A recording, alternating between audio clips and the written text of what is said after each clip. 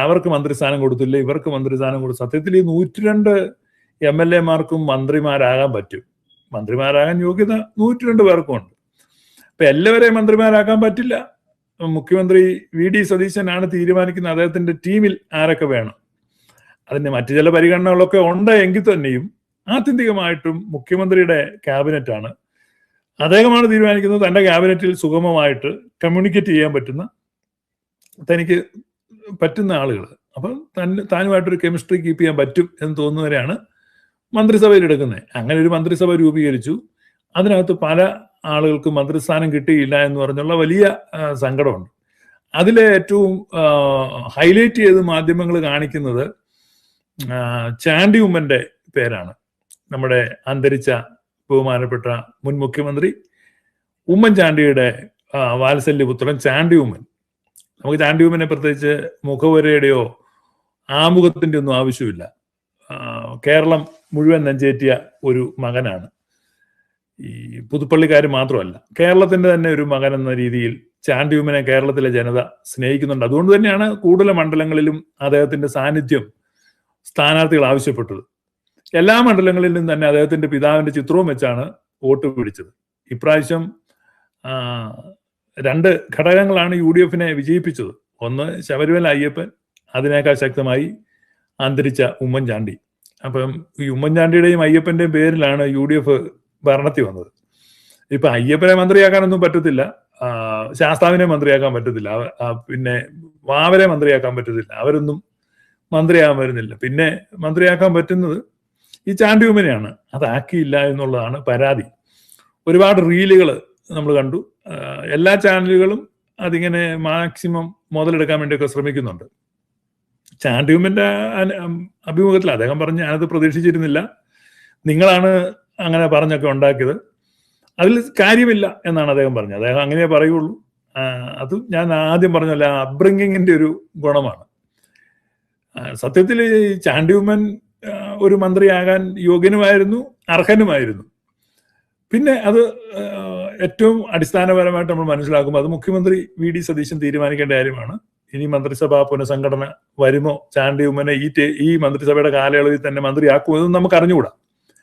ഏതായാലും ഈ ചാണ്ടി ഉമ്മന്റെ മന്ത്രിസ്ഥാനം അവിടെ നിൽക്കട്ടെ. അതിനകത്ത് ഏറ്റവും കൂടുതൽ ശബ്ദമുണ്ടാക്കിയത് നമ്മുടെ ഇന്ത്യൻ ഓർത്തഡോക്സ് വിഭാഗത്തിലെ മെത്രാച്ചന്മാരാണ്. കാതോലിക്ക ബാവ തിരുമേനി ഒന്നും പറഞ്ഞായിട്ട് ഞാൻ കണ്ടില്ല. പറഞ്ഞത് നമ്മുടെ ദിയസ്കോറോസ് മെത്രാച്ചനും പിന്നെ സെറാഫീം മെത്രാച്ചനുമാണ് അഭിപ്രായങ്ങൾ പറഞ്ഞത്. സെറാഫീം മെത്രാച്ചൻ പറഞ്ഞ് വളരെ മോശമായി പോയി, കൊടുക്കുമെന്നാണ് വിചാരിച്ചത്, അവിടെ കൊടുക്കണം, പിന്നെ പത്തനംതിട്ട കൊടുക്കണം. അപ്പൊ എനിക്ക് മനസ്സിലാകുന്നില്ല ഈ മെത്രാന്മാരെന്തിനാണ് ഈ രാഷ്ട്രീയത്തിൽ ഇങ്ങനെ അഭിപ്രായം പറയുന്നത്. ഒരു വ്യക്തി എന്ന നിലയ്ക്ക് പറയാം, ഒരു വോട്ടർ എന്ന നിലയ്ക്ക് ദിയസ്കോറോസിനും പറയാം, സെറാഫീമിനും പറയാം, എനിക്കും പറയാം, നിങ്ങൾക്കും എല്ലാവർക്കും പറയാം ഒരു കാഴ്ചക്കാരൻ എന്ന നിലയ്ക്ക്. പക്ഷെ ഒരു സഭയുടെ വക്താവെന്ന നിലയ്ക്കൊക്കെ അഭിപ്രായം പറയുക എന്ന് പറഞ്ഞാൽ അതൊരു കടന്ന കൈയാണ്. ഇതിനകത്ത് വീതം വെക്കുമ്പം എന്തുകൊണ്ട് പണ്ട് ഓസ്ട്രേലിയയിൽ നിന്ന് കങ്കാരുവിനെ തിരുവനന്തപുരം മൃഗശാലയിലേക്ക് കൊണ്ടുവരുമ്പോൾ ഒരു വിരുതുവാൻ അതിലൊന്ന് ഗ്രാനായക്കാരനായിരിക്കണമെന്ന് പറഞ്ഞല്ലോ, ഉറക്കത്തിലായിരുന്നു. ഒരു ഒരെണ്ണം ഗ്രാനായക്കാരനായിരിക്കണമെന്ന് പറഞ്ഞു. മനസ്സിലായില്ല എന്താ കൊണ്ടുവരുന്നത്. അപ്പൊ അതുപോലെ ഈ മന്ത്രിമാരുണ്ട് 21, അപ്പൊ ഒരെണ്ണം ഓർത്തഡോക്സിന് ഇരിക്കട്ടെ എന്ന് പറയാം. അപ്പൊ ഇതിന്റെ സാധ്യതകളെ പറ്റി മനസ്സിലാക്കണ്ടേ. കഴിഞ്ഞ മന്ത്രിസഭയില് അപ്പൊ യാക്കോബായക്കാരൻ മന്ത്രിയായ ആരാണ്? അനൂപ് ജേക്കബിന് മന്ത്രിസ്ഥാനം കിട്ടി. അപ്പൊ എന്തുകൊണ്ട്? അപ്പൊ എനിക്ക് മനസ്സിലാവുന്നില്ല, ഈ യേശുക്രിസ്തുവിന്റെ പേരിൽ സുവിശേഷം അറിയിക്കുന്ന ഇവരൊക്കെ ഇത്ര ഇടുങ്ങിയ ചിന്താഗതി, ഇത്ര ചെറിയ മനസ്സുമായിട്ടാണോ നടക്കുന്നത്? ഇപ്പോ അനൂപ് ജേക്കബ് മന്ത്രിയായാൽ എന്താ കുഴപ്പം? അനൂപ് ജേക്കബ് നിങ്ങളോട് എന്തെങ്കിലും അവമതിപ്പ് കാണിക്കുമോ? ഇന്ത്യൻ ഓർത്തഡോക്സിലെ ഒരു മെത്രാച്ചൻ അനൂപ് ജേക്കബിന്റെ ഓഫീസിലോട്ട് എന്നാൽ യാക്കോബായ സഭയിലെ ഒരു മെത്രാൻ ചെല്ലുന്ന തുല്യ പരിഗണനയും ബഹുമാനവും കിട്ടും എന്നാണ് ഞാൻ മനസ്സിലാക്കുന്നത്. ഇപ്പോ കഴിഞ്ഞ മന്ത്രിസഭയില് ഇന്ത്യൻ ഓർത്തഡോക്സ് വിഭാഗത്തിലെ അംഗമായിരുന്ന വീണ ജോർജ് മന്ത്രിയായിരുന്നു. യാക്കോബായ സഭയിൽ നിന്ന് ആരും മന്ത്രിമാരില്ലായിരുന്നു. പക്ഷെ ആ മന്ത്രിസഭയോട് യാക്കോബായ സഭ വളരെ സഹകരിച്ച് ആണ് പ്രവർത്തിച്ചത്. ഒരു പരാതിയും അവിടെ പറഞ്ഞിട്ടില്ല. നിങ്ങൾ തന്നെ ആരോപിക്കുന്നുണ്ട് കഴിഞ്ഞ മന്ത്രിസഭ യാക്കോബായ സഭയ്ക്ക് എന്തോ വലിയ ഫേവർ ചെയ്തു എന്നൊക്കെ. പക്ഷേ യാക്കോബായ സഭയിലെ ഒരു അംഗവും കഴിഞ്ഞ മന്ത്രിസഭയിൽ അംഗമായിരുന്നില്ല. യാക്കോബായ സഭയുടെ എല്ലാ കാര്യങ്ങൾക്കും എത്രയോ മന്ത്രിമാര് പങ്കെടുക്കുന്ന നമ്മൾ കണ്ടു. ഇപ്പൊ തന്നെ ഇന്ത്യൻ ഓർത്തഡോക്സ് വിഭാഗവുമായിട്ട് വളരെ അടുത്ത ബന്ധം പുലർത്തുന്ന ഒരാളാണ് ശ്രീമാൻ രമേശ് ചെന്നിത്തല. ഇന്ത്യൻ ഓർത്തഡോക്സ് സഭയിലെ ഒരു അംഗം എന്ന് തന്നെ വേണമെങ്കിൽ രമേശ് ചെന്നിത്തലയെ വിശേഷിപ്പിക്കും. എനിക്കറിയാം അത്രമാത്രം ബന്ധം ഇന്ത്യൻ ഓർത്തഡോക്സ് സഭയായിട്ട് ഈ രമേശ് ചെന്നിത്തലയ്ക്കുണ്ട്. അദ്ദേഹമാണ് ആഭ്യന്തരമന്ത്രി. അപ്പൊ അദ്ദേഹത്തെ മാനസപുത്രനായിട്ട് ഇവർക്ക് സ്വീകരിക്കാൻ പറ്റുന്നില്ല. അതാണ് ഇടുങ്ങിയ ചിന്താഗതി എന്ന് ഞാൻ പറയുന്നത്.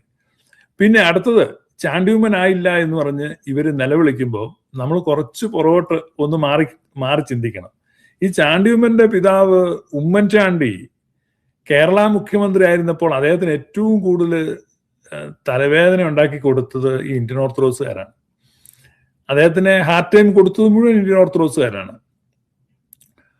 ഉമ്മൻചാണ്ടിയെ പറ്റി എന്തെല്ലാം മോശമായ, ഞാൻ എല്ലാം ഇപ്പോൾ ഓർത്തെടുത്ത് പറയാൻ ശ്രമിക്കുന്നില്ല, എങ്കിലും ഈ മാധ്യമ വാർത്തകളിലൂടെ ഒക്കെ സഞ്ചരിക്കുന്നവർക്ക് ഇന്നും ഓർത്തിരിക്കാൻ പറ്റും ആ ദിവസങ്ങളൊക്കെ. എത്ര ക്രൂരമായിട്ടാണ് ഉമ്മൻചാണ്ടിയെ പറ്റി പറഞ്ഞത്, എത്ര മോശമായിട്ടാണ് അവസാനം പുതുപ്പള്ളി ഉമ്മൻചാണ്ടിയെ മാമോദീസ മുക്കിയ പുതുപ്പള്ളിയിലെ മാമോദീസ കല്ല് ശപിക്കപ്പെട്ടതാകുന്നു എന്നുവരെ ഇന്ത്യൻ ഓർത്തഡോക്സ് മെത്രാൻ വിളിച്ചു പറഞ്ഞു.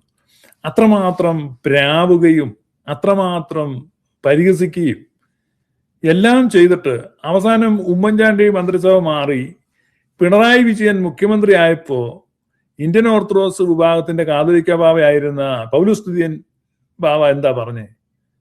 ഇന്ന് ഞങ്ങൾ സനാഥരായിരിക്കുന്നു. നിങ്ങൾ ഓർക്കണം, സ്വന്തം സഭയുടെ അംഗം കേരള മുഖ്യമന്ത്രി ആയിരുന്നു. കേരള മുഖ്യമന്ത്രി ബഹുമാനപ്പെട്ട ഉമ്മൻചാണ്ടി ഇന്ത്യൻ ഓർത്തഡോക്സ് സഭയിലെ അംഗമായിരുന്നു. പുതുപ്പള്ളി പള്ളിയിലെ ഇടവാംഗമായിരുന്നു. എല്ലാ ഞായറാഴ്ചയും വിശുദ്ധ കുർബാനയ്ക്ക് ഏറ്റവും പുറകിൽ അവിടെ ഇരുന്ന് കുർബാന കൂടിക്കൊണ്ടിരുന്ന ആളാണ്. ഒരവകാശവാദങ്ങൾക്കും ഒരു ശബ്ദഘോഷങ്ങൾക്കും ഇടകൊടുക്കാതെ ഏറ്റവും ശാന്തനായിട്ട് പുതുപ്പള്ളി പള്ളിയിലോ പാമ്പാടി തേറായിലോ കുർബാന കൂടിക്കൊണ്ടിരുന്ന ഒരു വിശ്വസ്തനായ, ഒരു സാധുവായ ഒരു സഭാംഗമായിരുന്നു കേരളത്തിന്റെ മുഖ്യമന്ത്രി. ഇവർക്ക് തൃപ്തിയില്ലായിരുന്നു, ഇവർ ബഹളമായിരുന്നു, ഇത് ശരിയല്ല, അവൻ ശരിയല്ല. ഏറ്റവും അവസാനം ഉമ്മൻചാണ്ടിയുടെ അധികാരം പോയി കണ്ണൂർ പിണറായി കടന്ന വിജയൻ കേരള മുഖ്യമന്ത്രിയായിട്ട് സത്യപ്രതിജ്ഞ ചെയ്തപ്പോ കോട്ടയത്ത് കാതോലിക്കറ്റ് അരമനയിൽ നിന്നൊരു പ്രസ്താവന, ഞങ്ങളുടെ അനാഥത്വം മാറി, ഞങ്ങൾ സനാഥരായിരിക്കുന്നു. ആരാണ്? ഓർത്തഡോക്സ് സഭയ്ക്ക് സനാഥത്വം കൊണ്ടുവന്ന ആ പുണ്യപുരുഷൻ പിണറായി വിജയൻ. അപ്പൊ പിണറായി വിജയനേക്കാൾ എത്രയോ സൗഹാർദ്ദവും അടുപ്പവും രമേശ് ചെന്നിത്തലയ്ക്ക് ഇന്ന് സഭയോടുണ്ട്. നിങ്ങൾക്ക് എന്തുകൊണ്ട് തൃപ്തിപ്പെടാൻ പറ്റുന്നില്ല? അപ്പൊ ചാണ്ടിയുമ്മൻ ഞങ്ങളുടെ ആളാണ്. ഈ ചാണ്ടിയുമ്മൻ എങ്ങനെയാണ് നിങ്ങളുടെ ആളാകുന്നത്? ചാണ്ടിയുമ്മന് വോട്ട് ചെയ്തത് ഇന്ത്യൻ ഓർത്തഡോക്സുകാർ മാത്രമാണോ? ഈ പുതുപ്പള്ളി നിയോജകമണ്ഡലത്തിലുള്ള യാക്കോബായക്കാരും നായന്മാരും ഈഴവരും എല്ലാ വിഭാഗക്കാരും ഹരിജനങ്ങളും എല്ലാം വോട്ട് ചെയ്തിട്ടുണ്ട്. ജാതി മത കക്ഷി രാഷ്ട്രീയ ഭേദമന്യേ എല്ലാവരും. അതുകൊണ്ടാണ് 50,000-ലധികം വോട്ടുകളുടെ ഭൂരിപക്ഷം അദ്ദേഹത്തിന് കിട്ടിയത്. അദ്ദേഹം ഇനി മന്ത്രി ആയാൽ തന്നെ ഇന്ത്യൻ ഓർത്തഡോക്സ് വിഭാഗത്തിന്റെ മന്ത്രിയൊന്നും ആകത്തില്ല. അങ്ങനെ കക്ഷി രാഷ്ട്രീയത്തിന്റെ ഇടുങ്ങിയ കണ്ണാടിയിലൂടെ കാര്യങ്ങളെ കാണുകയോ വിലയിരുത്തുകയോ ഒന്നും ചെയ്യുന്ന ആളല്ല ചാണ്ടിയുമ്മൻ. അദ്ദേഹത്തിന്റെ പിതാവും അങ്ങനെ ആയിരുന്നില്ല. അദ്ദേഹത്തിന്റെ പിതാവ് പുതുപ്പള്ളി പള്ളിയെ സ്നേഹിച്ചതുപോലെ തന്നെ മണ്ടാട് പള്ളിയെ സ്നേഹിച്ച ആളാണ്. ഹൈന്ദവരെ സ്നേഹിച്ച ആളാണ്. എല്ലാവരെയും ഉൾക്കൊണ്ട ആളാണ്. പാത്രിയർക്കീസ് ബാവ കേരള സന്ദർശനത്തിന് വന്നപ്പം അദ്ദേഹം കുടുംബസമേതം പാത്രിയർക്കീസ് ബാവയെ സന്ദർശിച്ച് അനുഗ്രഹം പ്രാപിച്ചു. അന്ന് തൊട്ടാണ് ഇന്ത്യൻ ഓർത്തഡോക്സുകാർ ബഹളം തുടങ്ങി. എനിക്ക് മനസ്സിലാകുന്നില്ല ഇത്രമാത്രം അസഹിഷ്ണുത എന്താണ്. ഇന്ന് ആ ഉമ്മൻചാണ്ടിയുടെ മകന് മന്ത്രിസ്ഥാനം കിട്ടിയില്ലെന്ന് പറഞ്ഞ് മെത്രാന്മാര് ക്യാമറയുടെ മുമ്പിൽ വന്ന് മുതലക്കണ്ണീര് കാണിക്കുകയാണ്. അപ്പൊ എത്ര വിചിത്രമായ ഒരു കാലമാണ്, ലോകമാണെന്ന് നമ്മൾ ചിന്തിക്കുന്നു. അപ്പൊ ചാണ്ടിയുമ്മനെ സംബന്ധിച്ച് ഈ മന്ത്രിസ്ഥാനം ആവശ്യമില്ല അദ്ദേഹത്തിന് പൊതുപ്രവർത്തനം ചെയ്യാൻ. ചാണ്ടിയുമ്മൻ മന്ത്രി ആകുന്നത് അദ്ദേഹം അർഹനായിരുന്നു, യോഗ്യനായിരുന്നു. ഞാൻ പറഞ്ഞു, അദ്ദേഹത്തിന് മന്ത്രിസ്ഥാനം കിട്ടാത്തതിൽ സ്വകാര്യമായി സന്തോഷിക്കുന്ന വ്യക്തികളിൽ ഒരാളാണ് ഞാൻ. കാരണം മന്ത്രിസ്ഥാനം കിട്ടാതെ ഒരു ടൈം MLA ആയിട്ട് തന്നെ അവിടെ സെർവ് ചെയ്യുന്നതാണ് അദ്ദേഹത്തിന്റെ ഫ്യൂച്ചർ കരിയറിന്റെ രാഷ്ട്രീയത്തിനൊക്കെ നല്ലത്. അദ്ദേഹത്തിന് സ്വയം പ്രൂവ് ചെയ്യാനൊരു സമയം കിട്ടും. അതുകൊണ്ട് ഏറ്റവും അദ്ദേഹത്തിന് പ്രയോജനമായി തീരും. പ്രത്യക്ഷത്തിൽ ദോഷമായി തോന്നിയാലും ജോസഫിനെ പൊട്ടക്കിണറ്റിൽ തള്ളിയിടുകയും പിന്നീട് മിസ്രൈമി അടിമ വ്യാപാരികൾക്ക് വിൽക്കുകയും ചെയ്തപ്പോൾ അവസാനം ജോസഫ് പറയുന്നുണ്ട്, അന്ന് ദോഷത്തിനായിട്ട് നിങ്ങൾ ചെയ്തെങ്കിലും ഇന്ന് എനിക്കും നിങ്ങൾക്കും അത് ഗുണകരമായി ഭവിച്ചു എന്ന്. അതുപോലെ ജോസഫിനെ പോലെ ഒരു അനുഭവമായിരിക്കും ചാണ്ടിയുമ്മന് ഈ നിഷേധിക്കപ്പെട്ട മന്ത്രിസ്ഥാനം എന്നാണ് ഞാൻ കരുതുന്നത്. നമ്മൾ ഈ ചെറിയ മരങ്ങളൊക്കെ വെക്കുമ്പോഴല്ലോ, ഇപ്പൊ ചെറുതായിട്ട് തന്നെ കായ്ക്കുന്ന പ്ലാവൊക്കെ ഉണ്ട്. ഈ ചെറിയ പൊക്കാകുമ്പോൾ തന്നെ 10 ചക്ക കായ്ക്കും. അപ്പം ബുദ്ധിയുള്ള കർഷകർ എന്ത് ചെയ്യും? ആ ചക്കയൊക്കെ പിഴുതു കളയും. ഈ ചക്ക തൂങ്ങി നിൽക്കാനുള്ള ഒരു ദൃഢതയും ബലവും ആ വൃക്ഷത്തിനുണ്ടാവട്ടെ, എന്നിട്ട് കായ്ക്കാൻ അനുവദിച്ചാൽ മതി എന്ന് വെക്കും. അപ്പോ അദൃശ്യനായ ആ മഹാനായ തോട്ടക്കാരൻ ഇപ്പോൾ ഇത് ഇങ്ങനെ കായ്ക്കണ്ട എന്ന് കരുതി എന്ന് വിചാരിച്ചാൽ മതി. അതുകൊണ്ട് പുതുപ്പള്ളി മണ്ഡലംകാരെ സമാശ്വസിക്കുക. നിഷേധിക്കപ്പെട്ട മന്ത്രിസ്ഥാനം ചാണ്ടിയുമ്മനെ ബലഹീനനാക്കുകയല്ല, കൂടുതൽ ശക്തനാക്കും. കൂടുതൽ പ്രവർത്തന മികവോടുകൂടെ സ്വയം തെളിയിക്കുവാനുള്ള ഒരു അവസരമായിരിക്കും അദ്ദേഹത്തിന്റെ 5 വർഷം. അതുകൊണ്ട് ചാണ്ടിയുമ്മന് എല്ലാ അഭിവാദ്യങ്ങളും ഞാൻ അർപ്പിക്കുന്നു. ചാണ്ടിയുമ്മന് മന്ത്രിസ്ഥാനം കിട്ടാത്തതിൽ എനിക്ക് ഉണ്ടായ അനൽപമായ സന്തോഷത്തെ ഞാൻ ഈ വീഡിയോയിലൂടെ പ്രകടിപ്പിക്കുകയും ചെയ്യുന്നു. വളരെ നന്നായി. അദ്ദേഹം പ്രൂവ് ചെയ്യട്ടെ. അദ്ദേഹത്തിന് എല്ലാ അനുഗ്രഹ ആശംസകളും അദ്ദേഹത്തിന് ദൈവം തമ്പുരാന്റെയും അദ്ദേഹത്തിന്റെ പിതാവ് അദൃശ്യ മണ്ഡലങ്ങളിൽ നിന്നും അദ്ദേഹത്തിന് അനുഗ്രഹിക്കുന്നുണ്ട്. ജനങ്ങളുടെ സ്നേഹവും വാത്സല്യവും ഇതൊക്കെ തന്നെ ധാരാളം മതി. അദ്ദേഹം കരുത്തുറ്റ ഒരു പ്രസ്ഥാനമായി തന്നെ വളരും എന്നുറപ്പാണ്. പക്ഷേ ഇതിന്റെയൊക്കെ പേര് കടന്ന് കരയുന്നത് വളരെ വളരെ സങ്കടകരമാണ്. അതുപോലെ തന്നെ നമ്മൾ കാഴ്ചക്കാർക്ക് രസകരവുമായിട്ട് തോന്നും. അദ്ദേഹത്തിന്റെ പിതാവിന് ഏറ്റവും കൂടുതൽ ബള്ള് പറയുകയും പിണറായി വിജയൻ ഞങ്ങൾക്ക് നാഥനായി വന്നേ എന്ന് പറയുകയും ചെയ്തു. എന്നിട്ട് ഈ കഴിഞ്ഞ ഇടയ്ക്ക് ഈ ഇന്ത്യൻ ഓർത്തഡോക്സിന്റെ ഒരു വർത്തമാനമാണ്, പിണറായി വിജയൻ ഇന്ത്യൻ ഓർത്തഡോക്സിനെതിരെ നിന്നു, അതുകൊണ്ട് ഇതാ അദ്ദേഹത്തിന് അനിവാര്യമായ പതനം, ഞങ്ങളാണ് തോൽപ്പിച്ചത്. പണ്ടൊരു പശുവിനെ മൂർഖം പാമ്പ് കടിച്ചു. ഇപ്പൊ ഒരു ഞാഞ്ഞൂൽ അത് കണ്ടുകൊണ്ട് നിൽക്കുകയായിരുന്നു. പാമ്പിന്റെ കടിയേറ്റ് ഈ പശു വീണ് ചത്തു. പാമ്പ് എങ്ങോട്ടോ എഴഞ്ഞു പോയി, ഞാഞ്ഞൂൽ അവിടെ തന്നെ നിന്നു. പിന്നീട് വരുന്ന ആളുകളൊക്കെ വരുമ്പം ഈ ഞാഞ്ഞൂൽ ഈ പശുവിന്റെ ബോഡിയുടെ അടുത്ത് ഇങ്ങനെ നിൽപ്പുണ്ട്. ആളുകൾ ചോദിക്കും, ഞാൻ കടിച്ചു വന്നതാണ്, ഒറ്റ കടി കൊടുത്തു വേണ്ട കിടക്കുന്നു എന്നിങ്ങനെ പറഞ്ഞുകൊണ്ടിരുന്നു. എന്ന് പറഞ്ഞതുപോലെ കോട്ടയത്തിന് തെക്കോട്ടുള്ള മുഴുവൻ സീറ്റുകളിലും ഇടതുപക്ഷത്തെ തോപ്പിച്ചത് ഞങ്ങളാ എന്ന് യാതൊരു ഉളുപ്പുമില്ലാതെ ഈ ദിയോസ്കോറോസ് തിരുമേനി പറയുന്നത്. എനിക്ക് പിന്നെ എപ്പോഴും as always I like him. കാരണം ഞങ്ങളുടെ കോട്ടയത്തിന് എത്രാനല്ലേ, അദ്ദേഹത്തെ എനിക്ക് ഇഷ്ടമാണ്. അദ്ദേഹം പറയുകയാണ് ഞങ്ങളാണ് തോപ്പിച്ചത്, തെക്കോട്ട് മുഴുവൻ പണി കൊടുത്തത് ഞങ്ങളാണ് എന്നൊക്കെ. തെക്കോട്ടൊക്കെയുള്ള ഈ ഓർത്തഡോക്സുകാരുടെ ഒക്കെ വീട്ടിൽ ചെല്ലണം. അവിടെ ഒരു പ്രായമായ അപ്പച്ചനും രോമം പോയ ഒരു പട്ടിയുള്ളൂ മിക്ക വീട്ടിൽ. ഞാൻ ആളെ നേരിട്ട് സർവേക്ക് വിട്ടതാണ്. ലക്ഷക്കണക്കിന് രൂപ മുടക്കി തെക്കൻ പ്രദേശത്തല്ല ഓർത്തഡോക്സുകാരുടെ വീടുകളിൽ മുഴുവൻ സർവേ നടത്തി നോക്കിയിട്ടുള്ളൂ. അവിടെയൊന്നും ആരുമില്ല. എല്ലാം വിദേശത്താണ്, മിക്കതും അടച്ചു കിടക്കുകയാണ്, ചിലതൊക്കെ വിൽക്കാനിട്ടിരിക്കുകയാണ്. അവിടെയൊന്നും ഓർത്തഡോക്സുകാർക്ക് വോട്ടൊന്നുമില്ല. അപ്പോൾ പിന്നെ ആരാണ് വോട്ട് ചെയ്തത്? എഴുന്നേറ്റ് നടക്കാൻ വരാതെ കുറെ പേരാണ് ആ വീട്ടിലുള്ള. അവരാരും വോട്ട് ചെയ്യാൻ പോയിട്ടില്ലെന്ന് വളരെ സ്പഷ്ടമാണ്. പിന്നെ വേറെ കാര്യമുണ്ട്, തള്ളുന്നതിന് ഒരു മയവും വേണ്ടേ? ദിയോസ്കോറോസ് തിരുമേനി ഞങ്ങൾ തള്ളുകയാണ്, ആ കിടക്കുന്നു, ഞങ്ങള് അവിടെയെല്ലാം വോട്ട് ചെയ്ത് മറിച്ചു. അപ്പൊ അതൊക്കെ വളരെ അപഹാസ്യമായ കാര്യങ്ങളാണ്. ഇതിനകത്ത് മന്ത്രിമാരായിരിക്കുന്നവരൊന്നും ജാതി തിരിച്ചും മതം തിരിച്ചും ഒന്നും നോക്കേണ്ട ആവശ്യമില്ല. അവർ പൊതുജന സേവകരാണ്. കഴിഞ്ഞ നാളുകളിൽ നമുക്ക് ഉപകാരം ചെയ്തവരൊന്നും നമ്മുടെ ജാതിയിൽപ്പെട്ടവരോ നമ്മുടെ സഭയിൽപ്പെട്ടവരോ ഒന്നും ആയിരിക്കില്ല. യാക്കോബായ സഭയ്ക്ക് സേവനം ചെയ്തു എന്ന് ഇവരാരോപിക്കുന്ന പിണറായി വിജയനോ അദ്ദേഹത്തിന്റെ പൂർവികരോ അദ്ദേഹത്തിന്റെ അയൽവകത്ത് പോലും ഒരു യാക്കോബക്കാരനില്ല. ഈ പിണറായി ഗ്രാമത്തിൽ ചെന്ന് നോക്കിയ. അപ്പൊ അതുകൊണ്ട് അതിലൊന്നും ഒരർത്ഥവുമില്ല. പിണറായി വിജയൻ യാക്കോബായ സഭയ്ക്ക് ഉപകാരം ചെയ്തു എന്നുള്ളത് വ്യക്തമാണ്. പക്ഷെ യാക്കോബായ സഭയ്ക്ക് ചെയ്തതിനേക്കാൾ ഉപകാരം ഈ ഇന്ത്യൻ ഓർത്തഡോക്സ് സഭയ്ക്കാണ് ചെയ്തത്. യാക്കോബായക്കാരുടെ കയ്യിലിരുന്ന 64 പള്ളികൾ പോലീസിനെ ഉപയോഗിച്ച് പിടിച്ചെടുത്ത് ഇന്ത്യൻ ഓർത്തഡോക്സ് സഭയ്ക്ക് സമ്മാനിച്ചത്, പിറവം പള്ളിയും മുളന്തുരുത്തി പള്ളിയും അടക്കമുള്ള പള്ളികൾ പിടിച്ചെടുത്തു കൊടുത്തത് പിണറായി വിജയനാണ്. പക്ഷെ അത് ഇവർ ഓർക്കുന്നില്ല, പെട്ടെന്ന് മറന്നു പോകുന്നു. അപ്പൊ ഓർത്തഡോക്സിയിൽ നമുക്ക് ഓർമ്മ വേണം, നന്ദി വേണം. മെമ്മറി ആൻഡ് ഗ്രാറ്റിറ്റ്യൂഡ്, അതാണ് 2 ഓർത്തഡോക്സ് ഗുണങ്ങൾ. സോ സ്മരണ വേണം, സ്മരണ. നിങ്ങൾക്ക് യാക്കോബക്കാരുടെ പള്ളി പിടിച്ചു തന്ന ആളാരാണ്? നിങ്ങളുടെ സൺഡേ സ്കൂൾ പരീക്ഷയ്ക്ക് അത് ചോദ്യമായിട്ട് ഉൾപ്പെടുത്തണം. യാക്കോബായ പക്ഷത്തിരുന്ന് 64 പള്ളികൾ പിടിച്ചെടുത്ത് നമുക്ക് തന്നത് ആരേ? ഉത്തരം VS അച്യുതാനന്ദൻ, പിണറായി വിജയൻ, അച്യുതമേനോൻ, ഉമ്മൻചാണ്ടി, ഇങ്ങനെ കൊടുക്കണം. അപ്പൊ കറക്റ്റ് ഉത്തരം പിണറായി വിജയൻ. സഖാവ് പിണറായി വിജയനാണ് നിങ്ങൾ 64 പള്ളി പിടിച്ചു തന്നെ. എന്നിട്ട് വീണ്ടും പറയുകയാണ് യാക്കോബായക്ക് സഭയ്ക്ക് അദ്ദേഹം എന്തോ ചെയ്തെന്ന്. ഞങ്ങൾക്ക് നാഥനെ കിട്ടി എന്ന് പൗലുസ് ദിദ്യം ബാവ വിശേഷിപ്പിച്ചത് ആരെ കുറിച്ചാണ്? സൺഡേ സ്കൂളിന്റെ അടുത്ത ചോദ്യം നിങ്ങൾക്ക് ഇടാം. ഞങ്ങൾക്കൊരു നാഥനുണ്ടായി എന്ന് പൗലോസ് തിതിയൻ ബാവ വിശേഷിപ്പിച്ച ആരെ കുറിച്ചാണ്? ഉമ്മൻചാണ്ടിയെ കുറിച്ചാണ്? അല്ല. ഉമ്മൻചാണ്ടിയെ ചതിയൻ എന്നാണ് വിശേഷിപ്പിച്ചത്, വഞ്ചകൻ എന്നാണ് വിശേഷിപ്പിച്ചത്. പക്ഷെ പിണറായി വിജയനെ നാഥനെന്നും നായകനെന്നും ആണ് വിശേഷിപ്പിച്ചത്. അപ്പൊ അതുകൊണ്ട് കാലം ഒന്നിനും മാപ്പ് നൽകില്ല.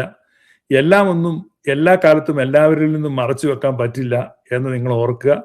അതുകൊണ്ട് ചാണ്ടി ഉമ്മന് വേണ്ടി ഇപ്പോ ഈ നിങ്ങൾ ഒഴുക്കുന്ന കണ്ണുനീര് ഒറിജിനൽ കണ്ണുനീരൊന്നുമല്ല, അതൊരു വ്യാജ മുതലക്കണ്ണുനീരാണ് എന്ന് ഞങ്ങൾക്ക് മനസ്സിലാക്കാൻ അധികം ബുദ്ധിയുടെ ആവശ്യമൊന്നുമില്ല. അതുകൊണ്ട് അത്തരത്തിലുള്ള മുതലക്കണ്ണീരിന്റെ ആവശ്യമൊന്നുമില്ല. ചാണ്ടി ഉമ്മനെ കേരളത്തിലെ ജനങ്ങൾ മനസ്സിൽ തങ്ങളുടെ സഹോദരനായിട്ടും മകനായിട്ടും കൂട്ടുകാരനായിട്ടും ഒക്കെ പ്രതിഷ്ഠിച്ചിരിക്കുന്നതാണ്. അതുകൊണ്ട് കേരളത്തിലെ ജനങ്ങളുടെ മനസ്സിൽ അദ്ദേഹം നിലനിൽക്കും, അദ്ദേഹം വളരും. അതിന് പ്രത്യേകിച്ച് ഒരു മന്ത്രിസ്ഥാനത്തിന്റെയോ ഒന്നും ആവശ്യമില്ല. ഒരു പരസ്യവും ഒരു പോസ്റ്ററും ഒട്ടിക്കാതെ, ഒരു വാഹന സഞ്ചാരം പോലും നടത്താതെ ഒരു മണ്ഡലത്തിൽ 52,000 വോട്ടിന്റെ ഭൂരിപക്ഷത്തിൽ ജയിക്കാമെങ്കിൽ ചാണ്ടി ഉമ്മൻ ഒരു പ്രതീകമാണ്. സത്യസന്ധതയുടെയും സുതാര്യമായ രാഷ്ട്രീയ പ്രവർത്തനത്തിന്റെയും ഒരു പാഠപുസ്തകമായി പരിഗണിക്കപ്പെടേണ്ട വ്യക്തിയാണ് ചാണ്ടി ഉമ്മൻ. അതുകൊണ്ട് ചാണ്ടി ഉമ്മൻ കീജയ്. നാട്ടിലാണെങ്കിൽ എൻ്റെ MLA ആണ്. അതുകൊണ്ട് ചാണ്ടി ഉമ്മന് മന്ത്രിസ്ഥാനം കിട്ടാത്തിൽ ഇനി അധികം കരയേണ്ട ആവശ്യമില്ല.